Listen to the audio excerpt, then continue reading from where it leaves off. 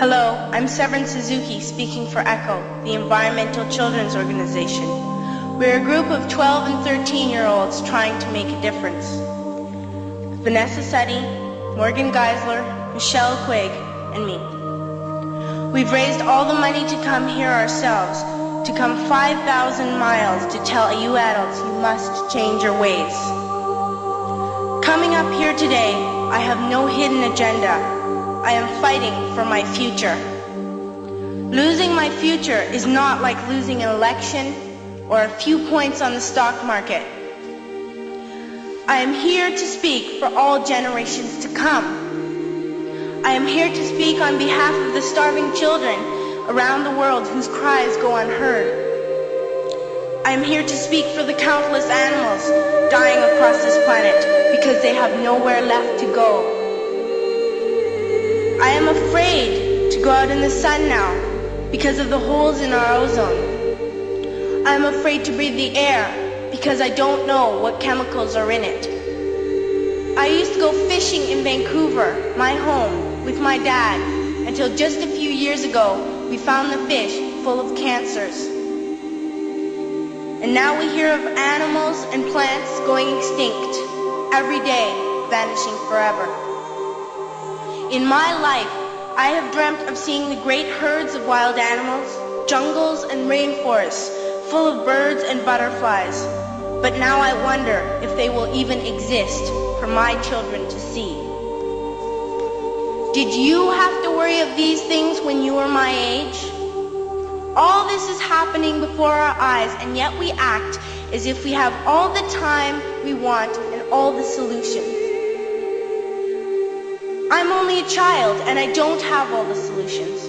But I want you to realize, neither do you. You don't know how to fix the holes in our ozone layer. You don't know how to bring the salmon back up a dead stream. You don't know how to bring back an animal now extinct. And you can't bring back the forest that once grew where there is now a desert. If you don't know how to fix it, please stop breaking it. Here, you may be delegates of your government, business people, organizers, reporters, or politicians, but really, your mothers and fathers, sisters and brothers, aunts and uncles, and all of you are someone's child. I'm only a child, yet I know we are all part of a family, 5 billion strong, in fact, 30 million species strong. And borders and governments will never change that. I'm only a child, yet I know we are all in this together and should act as one single world towards one single goal. In my anger, I am not blind, and in my fear, I am not afraid of telling the world how I feel. In my country, we make so much waste. We buy and throw away, and yet northern countries will not share with the needy. Even when we have more than enough, we are afraid to share. We are afraid to let go of some of our wealth. In Canada, we live the privileged life, with plenty of food, water, and shelter.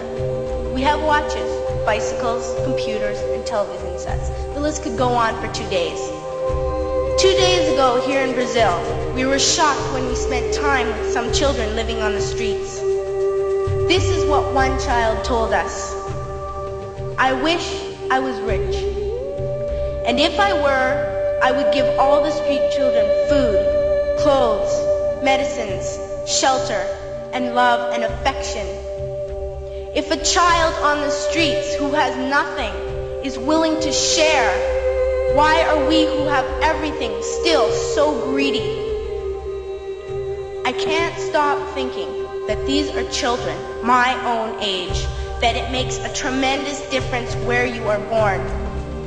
That I could be one of those children living in the favelas of Rio. I could be a child starving in Somalia, or a victim of war in the Middle East, or a beggar in India. I am only a child, yet I know if all the money spent on war was spent on finding environmental answers, ending poverty, and finding treaties, what a wonderful place this earth would be. At school, even in kindergarten, you teach us how to behave in the world. You teach us not to fight with others, to work things out, to respect others, to clean up our mess, not to hurt other creatures, to share, not be greedy. Then why do you go out and do the things you tell us not to do? Do not forget why you are attending these conferences, who you're doing this for. We are your own children. You are deciding what kind of world we are growing up in. Parents should be able to comfort their children by saying, everything's going to be all right. It's not the end of the world, and we're doing the best we can. But I don't think you can say that to us anymore. Are we even on your list of priorities?